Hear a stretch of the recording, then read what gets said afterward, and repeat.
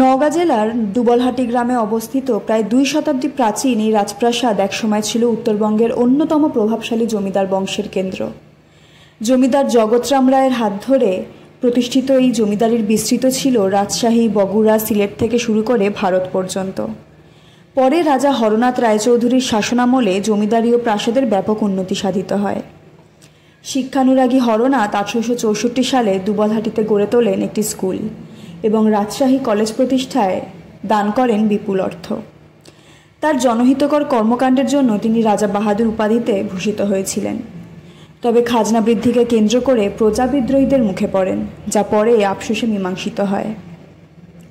প্রায় 2.5 একর জমির ওপর নির্মিত এই ইন্দো ইউরোপীয় ধাঁচের দ্বিতল প্রাসাদে একসময় ছিল শতাধিক কক্ষ, নাটমন্দির, কাচারি ও অন্দরমহল। প্রাসাদের চারদিকে ছিল 4টি বিশাল পুকুর।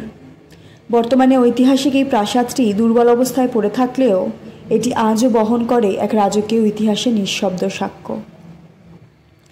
দুবলহাটি রাজবাড়ি। আজ হিন্দু বার্তায় আপনাদের জন্য দুবলহাটি রাজবাড়ি নিয়েই থাকলো একটি ছোট্ট প্রতিবেদন। কেমন লাগলো আজকের ভিডিওটি সেটা আমাদেরকে অবশ্যই কমেন্ট করে জানাবেন। আপনারা দেখছিলেন ট্রাভো নিউজ, শুধু খুশির খবর, ভালো খবর, যা কিছু বাঙালির।